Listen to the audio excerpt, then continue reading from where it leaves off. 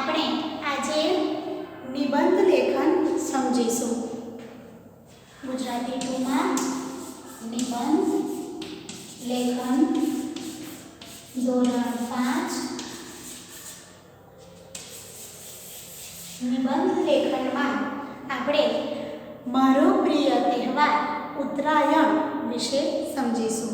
હવે ઉત્તરાયણનો તહેવાર નજીક જ છે, તો આપણે ઉત્તરાયણના તહેવારને યાદ કરી લઈએ. તો મારો પ્રિય તહેવાર ઉત્તરાયણ. ઉત્તરાયણ મારો પ્રિય તહેવારમાં પણ પૂછાઈ શકે ને આવી રીતે ઉત્તરાયણ પણ પૂછાઈ શકે તો તમને આવડે. તો ચાલો હું તમને સમજાવું. તો જ્યારે પણ આપણે નિબંધ લેખન કરવાની શરૂઆત કરીએ વિદ્યાર્થી મિત્રો, ત્યારે નિબંધના મુદ્દા તમારે ખાસ જે મુદ્દા આવતા હોય એ મુદ્દાને તમારે અલગ ફકરો પાડીને લખવાનું. કોઈ પંક્તિ તમને આ ઉત્તરાયણને લગતી હોય કે કોઈ નિબંધને લગતી હોય તો એ પંક્તિ પણ તમે લખી શકો. અંગ્રેજીમાં પંક્તિ લખી શકો, ગુજરાતીમાં લખી શકો, હિન્દીમાં પણ લખી શકો, પણ એ નિબંધને અનુરૂપ હોવી જોઈએ. અક્ષર સુંદર અને મરોડદાર, ઉપરની લીટીને અડાડીને લખવાનું, અને જ્યાં જ્યાં તમને એવું લાગે કે આ ખૂબ ઇમ્પોર્ટન્ટ છે ત્યાં તમે અંડરલાઈન પણ કરી શકો છો. તો આપણે આજે ઉત્તરાયણ વિશે સમજીએ. તો પહેલાં આપણે પંક્તિથી શરૂઆત કરીશું. ઉડે ઉડે છે મારો પતંગ, ઉડે ઉડે છે મારો પતંગ, ઊંચે પેલા વાદળાની સંગ. હવે તમને નિબંધ લેખનમાં પણ પૂછાઈ શકે ઉત્તરાયણ, અને ઉત્તરાયણનું દ્રશ્ય તમને ચિત્ર વર્ણનમાં પણ પૂછાઈ શકે. ચિત્ર દોરેલું હોય અને તમે ચિત્ર દ્વારા પણ વર્ણન કરી શકો છો.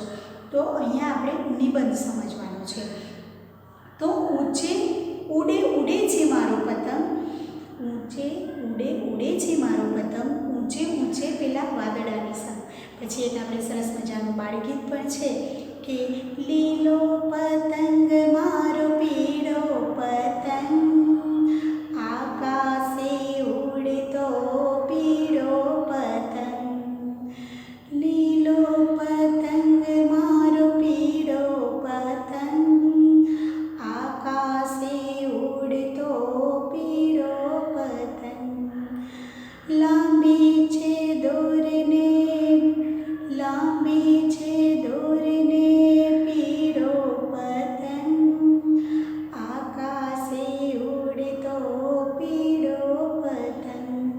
તો આ તહેવાર એવો છે, આ ઉત્તરાયણનો તહેવાર એક ચોક્કસ તારીખે આવે છે.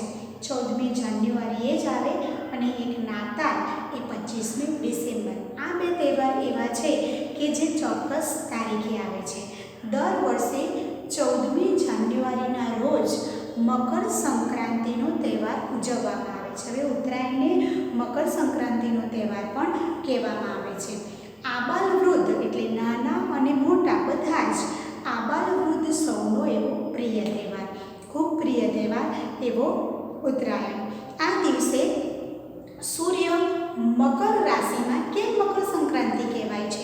તો સૂર્ય મકર રાશિમાં પ્રવેશે છે. મકર રાશિમાં પ્રવેશે છે તેથી તેને મકર સંક્રાંતિ કહે છે. મકર રાશિમાં સૂર્ય પ્રવેશે છે ને, તેથી તેને મકર સંક્રાંતિ કહે છે.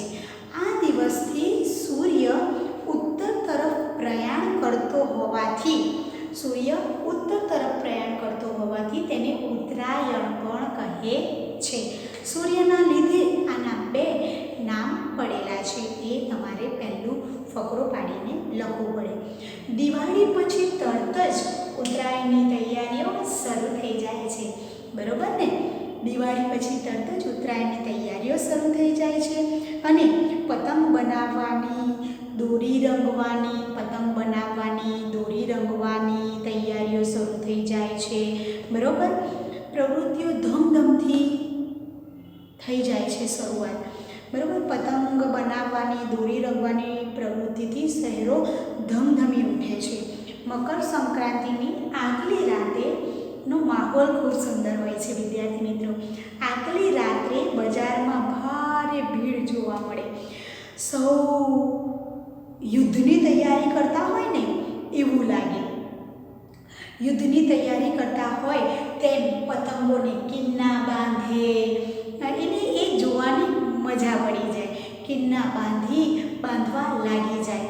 અને મકર સંક્રાંતિનો દિવસ આવે ને એ દિવસે વહેલી સવારથી, આમ દરરોજ શાંતિથી ઉઠે, પણ એ દિવસે વહેલી સવારથી જ આકાશમાં પતંગ યુદ્ધ શરૂ થઈ જાય. જાણે પતંગોનું યુદ્ધ હોય ને એમ પતંગ યુદ્ધ શરૂ થઈ જાય છે. અને આકાશ તો રંગબેરંગી પતંગોથી છવાઈ જાય છે. આકાશને જોયા જ કરવાનું મન થાય. આકાશ આમ તો વ્હાઈટ જ હોય છે, પણ જ્યારે ઉત્તરાયણ હોય ત્યારે પતંગોથી જે આકાશ છે રંગબેરંગી બની જાય છે. કોઈનો પતંગ લાંબો કેવો હોય છે? લાંબો, એની પૂંછડી લાંબી બનાવેલી હોય. આકાશ રંગબેરંગી પતંગોથી છવાઈ જાય. ઠેર તો બોલે એ કાંટા લપેટ. આ બધી બૂમો પડ્યા કરે અને બૂમો આપણને સંભળાય. અને સ્પીકરોનો ઘોંઘાટ વાતાવરણને ગજવી મૂકે. બરોબર ને? અત્યારે આ મહામારીમાં તો આપણે કોઈ ઉત્સવ ઉજવ્યો નથી નવરાત્રિ ઉજવ્યો કે નથી દિવાળી પણ વ્યવસ્થિત ઉજવી. હા, ઉત્તરાયણ ઉજવવાનો છે, પણ એ પણ ગાઈડલાઇન્સને અનુરૂપ ઉજવવાનો છે વિદ્યાર્થી મિત્રો. તો આપણે બહુ ટોળા ભેગા નથી થવાનું. આપણા ધાબા પર શાંતિથી આપણે પતંગ ચગાવવાનો. તો આ જે તહેવાર છે એ શા માટે હોય છે? તહેવાર એ મનની પ્રફુલ્લિતતા માટે, દરરોજની કન્ટિન્યુટીમાંથી તમને રાહત મળે એ માટે તમને આ તહેવારો હોય છે. તમે તમારા ઉત્સાહમાં વધારો કરે એટલે ઉત્સવ શા માટે હોય? તો તમારા ઉત્સાહમાં વધારો કરે એટલે ઉત્સવ હોય. અને અત્યારે હવે નજીક ઉત્તરાયણ આવે છે તો એમાં લપેટ ને કાંટાને આવી બૂમો આપણને સંભળાય. પછી ઘણા તો સ્પીકરમાં સરસ મજાના ગીતો વાગતા હોય અને વાતાવરણને ગજવી મૂકે. હવે પતંગ રસિયાઓ શું કરે ખબર છે? તો પતંગ રસિયાઓ પતંગ ચકાવવાનો પૂરેપૂરો આનંદ માણે. એક ચડી નથી અને બીજી લગાવી નથી, એટલે પૂરેપૂરો આનંદ માણી લેતા હોય છે. આ તહેવારનો ઉત્સવનો આનંદ તો છે જ, અને આ તહેવારનું ફકરો પાડીને તમારે લખવું પડે કે આ તહેવારનું ધાર્મિક મહત્ત્વ પણ ખૂબ જ છે. આ દિવસે ગાયોને બાજરીની ઘૂઘરી એટલે શું? તો બાજરી હોય ને એને બાફવામાં આવે અને બાજરીની ઘૂઘરી અને ઘાસ નીરવામાં આવે છે ગાયોને, એટલે દાન કરવામાં આવે. આ દિવસે નાનું મોટું દાન કરવામાં આવે છે. લોકો તલના લાડુમાં સિક્કા પૂરી અને લાડુમાં દાન આપતા હોય છે. આ ગુપ્ત દાન કહેવાય. બરોબર? ગુપ્ત દાનનો મહિમા આ દર્શાવે કે તલના લાડુ બનાવે અને અંદર ₹1નો સિક્કો મૂકે અને પછી લાડુડી વાળી દે, એટલે દાન કરે. તો આ રીતે આ દિવસે દાનનો મહિમા ખૂબ છે. લોકો તલના લાડુમાં સિક્કા પૂરી અને લાડુ દાનમાં આપે છે. તે ગુપ્ત દાનનો મહિમા આપણે દર્શાવે છે. આ દિવસે લોકો શું ખાય છે એ જોઈએ. આ દિવસે લોકો શેરડી ખાય, બોર ખાય, ખારેકી બોર ખાય, મોટા બોર આવે ને એ, તલ સાંકળી બધું ખાય. બરોબર ને? શેરડી, બોર, તલ સાંકળી ખાય છે. બરોબર ને? તો તમને પણ ખાવાની મજા પડશે. હવે ઉત્તરાયણ તો સાવ નજીક છે, તો કેટલાક લોકોને તો પતંગ ચકાવવા કરતાં પતંગ લૂંટવામાં ખૂબ રસ હોય છે, હે ને? તો પતંગ ચકાવવો ના ગમે, પણ પતંગ લૂંટવાની ગમતી હોય તો વધુ રસ પડે છે. કેટલાક લોકો પતંગ ચકાવવા માટે, પતંગ ચકાવવા કરતાં પકડે ને એમાં રસ હોય ને, તો પતંગ પકડવા માટે ધાબા પરથી નીચે પણ પડી જતા હોય છે. એટલે રસ્તા પરના વાહનો સાથે અથડાય અને આવી રીતે અકસ્માત સર્જાય છે. તો ધ્યાન રાખવું જોઈએ. આપણે પતંગ ₹1નો કે ₹2નો હોય, પણ આપણી જિંદગી કેટલી કિંમતી છે વિદ્યાર્થી મિત્રો. તો આપણે પતંગ લેવાની લાલચ ન રાખવી જોઈએ અને એ પતંગના લીધે આપણે જોખમમાં મુકાઈ શકીએ છીએ. તો વિદ્યાર્થી મિત્રો સમજાય છે ને? તો આ પતંગ લૂંટવામાં તમારું ધ્યાન ઉપર હોય અને વાહન આવતું હોય તો પણ ખબર ન પડે. પતંગ ચકાવવા માટે રસ્તા પરથી વાહનોની અવરજવર હોય તો કેટલાય જણના ગળા પણ દોરીથી કપાઈ જતા હોય છે. એમાંય ચાઇના દોરી કેવી આવે છે?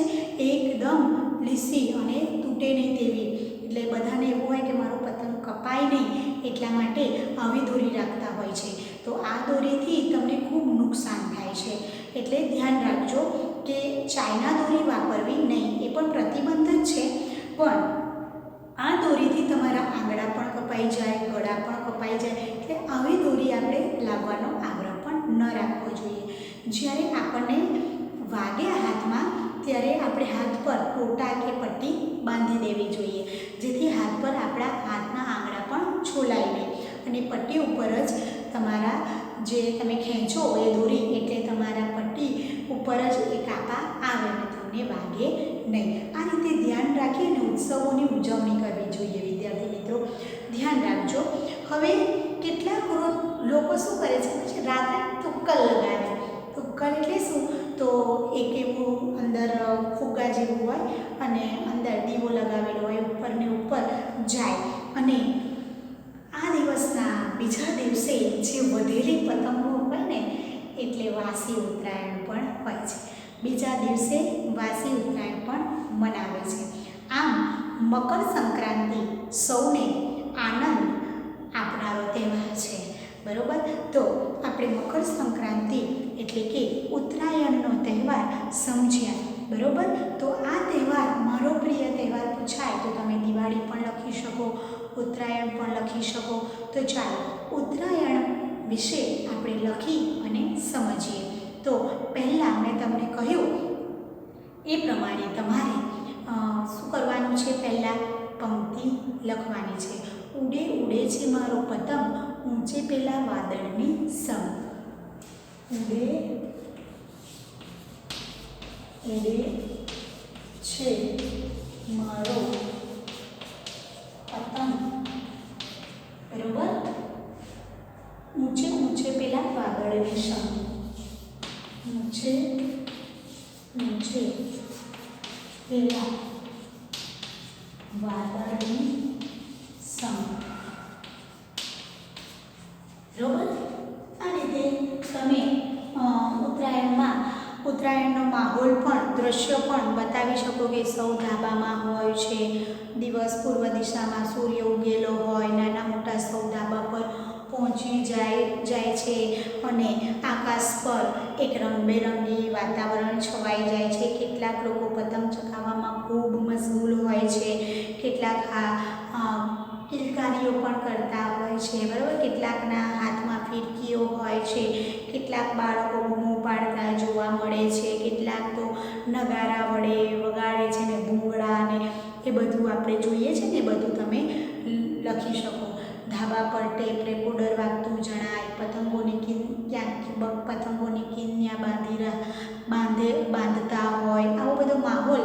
દાદા ધાબા પર ખુરશી લઈને બેઠા હોય, બા ધાબા પર ખુરશી લઈને બેઠા હોય, કોઈ તલ સાંકળી ખાતા હોય, હે ને, કોઈ બાળકો સરસ મજાની નાની પતંગ એવી ચગાવવાનો પ્રયત્ન કરતા હોય, નાના છોકરાઓ હાથમાં જાળી ઝાંખરા રાખીને જાળી ઝાંખરા વાંસ રાખેલા આપણને દેખાય. બરાબર? આ બધું દ્રશ્ય તમે બતાવી શકો. પતંગ પકડવા માટે લોકો દોડતા હોય, છોકરાઓ બધા જ મકાનોના ધાબા પર લોકો પતંગ ચગાવતા આપણને દેખાય. તો હવે તો સાંજના સમયે લોકો શું કરતા હોય છે? તો સાંજના સમયે લોકો ટેપ રેકોર્ડર પર સરસ મજાના ગીતો વગાડી અને ધાબા ઉપર જ ઊંધિયું જલેબી ખાતા હોય છે. સવારમાં પણ ઊંધિયું જલેબી જમી લેતા હોય. સાંજે પછી સોસાયટીના જે લોકો હોય કે ઘરના લોકો ધાબા પર જ જાણે ઉપર ઘર બનાવી દેતા હોય છે 1-2 દિવસ માટે. એટલે કે શા માટે ઉપર જવાનું? તો સમજાવો. તો ઉત્તરાયણ ઉપર કેમ મનાવવાની? તો અત્યાર સુધી તમે જે ઠંડી ભોગવી છે એ હવે તમને ગરમીનો અહેસાસ સૂર્ય કરાવશે. ઠંડીનો અનુભવ તમે અત્યારે મેળવી ચૂક્યા. હવે તમને ગરમી સૂર્ય આપશે. શું આપશે? એટલે ઉત્તરાયણ પછી દિવસ પણ લાંબો થાય અને ઠંડી પણ ધીમે ધીમે ઓછી થતી જાય. એટલે ઠંડી ઓછી થાય એટલે તમને ગરમીનો અહેસાસ થાય. એટલે ગરમી મેળવવા માટે તમે ધાબા પર જાઓ છો. એટલે હવેથી ગરમી ખૂબ પડશે એવું ધાબા ઉપર જાઓ એટલે તમને સૂર્યના પ્રકાશ કિરણો મળે. આ એક વૈજ્ઞાનિક રીતે પણ તમને આ ઉત્સવ એક વૈજ્ઞાનિક રીતે પણ તમને લાગુ પડે. તલ સાંકળી જ કેમ ખાવાની?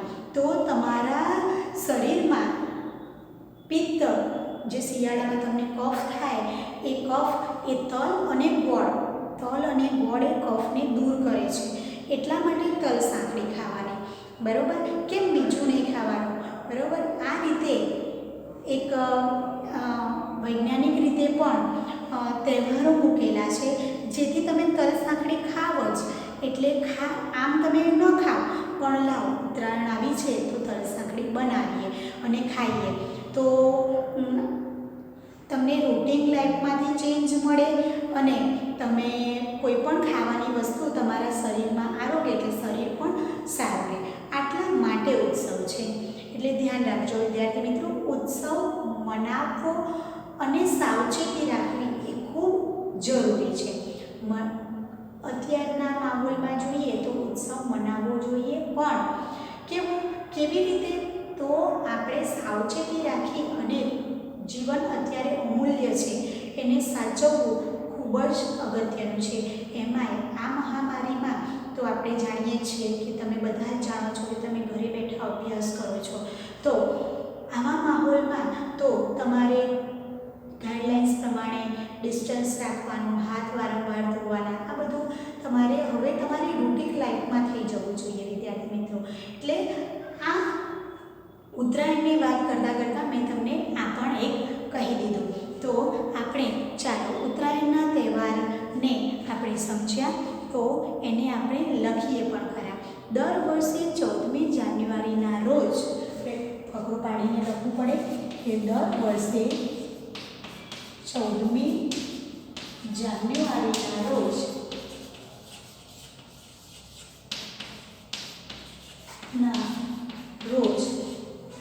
મકર સંક્રાંતિનો તહેવાર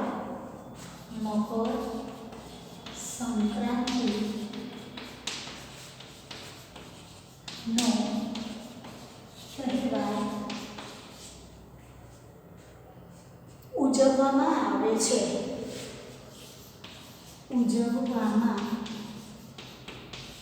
આવે છે.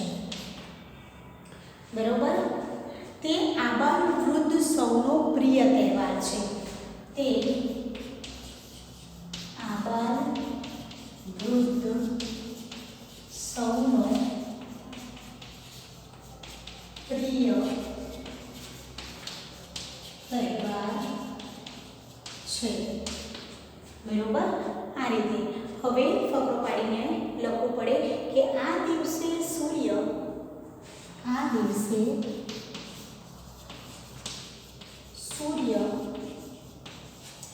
મકર રાશિમાં. હવે તમારે આ રીતે ફકરો પાડીને જ નિબંધ લખવું પડે. તમે એક એક લીટીમાં કે નંબર પાડીને તમારે નિબંધ લખાય નહીં. આ પ્રમાણે નિબંધ તમારે લખવો પડે. બરોબર? તો આ દિવસે સૂર્ય મકર રાશિમાં પ્રવેશે છે. મકર રાશિમાં પ્રવેશે છે. બરોબર? તેથી તેને મકર સંક્રાંતિ કહે છે. તેથી એને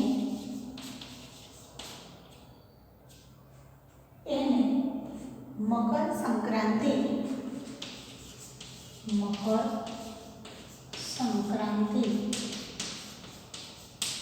પણ કહે છે. સમજાય છે ને વિદ્યાર્થી મિત્રો? સરસ.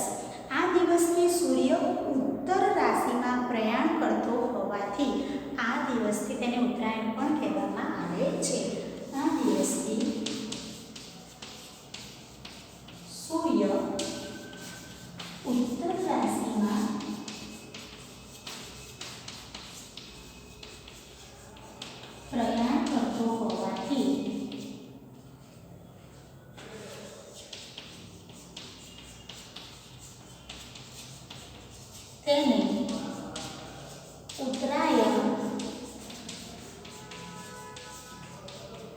બરાબર, તેને ઉત્તરાયણ પણ કહે છે. ઉત્તરાયણ પણ કહે છે. બરાબર, આ રીતે તમને સમજ પડી ગઈ. હવે તમારે ફકરો પાડી અને લખવું પડે કે દિવાળી પછી તરત જ ઉત્તરાયણની તૈયારીઓ શરૂ થઈ જાય છે. આ તમારે લખવાનું છે નોટમાં. તો લખી લો વિદ્યાર્થી મિત્રો. તમે જે નિબંધ પહેલાં પણ લખાવેલો છે ત્યાં જ તમારે સારા અક્ષરથી લખવાનું છે. તો લખી લો. તમે લખી લીધું હશે વિદ્યાર્થી મિત્રો. હવે આપણે આગળ ફકડો પાડીને લખીએ કે દિવાળી પછી તરત જ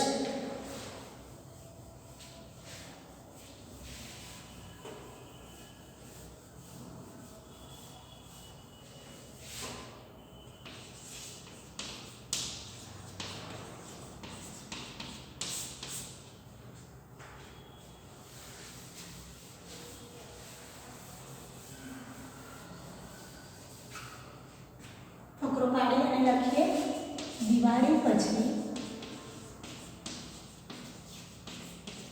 તરત જ ઉત્તરાયણની તૈયારીઓ શરૂ થઈ જાય છે. ઉત્તરાયણની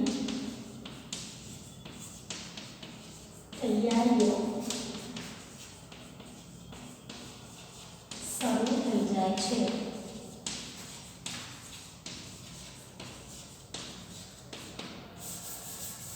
બરોબર ને?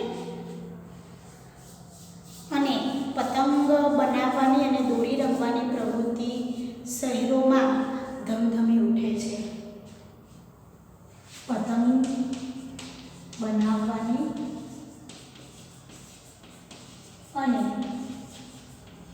દોરી રમવાની પ્રવૃત્તિઓ બરોબર, આ જે પ્રવૃત્તિથી શહેરો ધમધમી ઉઠે છે. પ્રવૃત્તિથી શહેરો ધમધમી ઉઠે છે. સમજાયું વિદ્યાર્થી મિત્રો?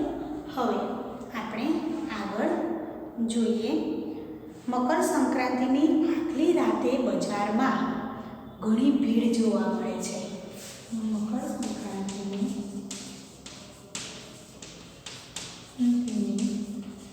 આગલી રાતે ઘણી બજારમાં ભીડ જોવા મળે છે. આગલી રાતે બજારમાં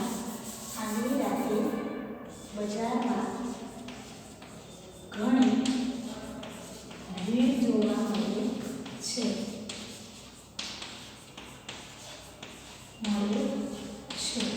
બરોબર, ખૂબ જ ભીડ હોય છે અને સૌ યુદ્ધની તૈયારી કરતા હોય તેમ પતંગોને કિન્ના બાંધવા લાગી જાય છે. સૌ યુદ્ધની તૈયારી કરતા હોય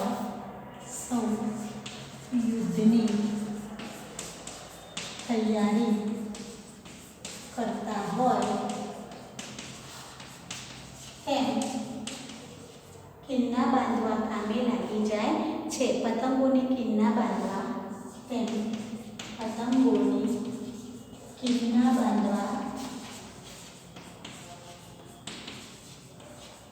લાગી જાય છે. સમજાય છે?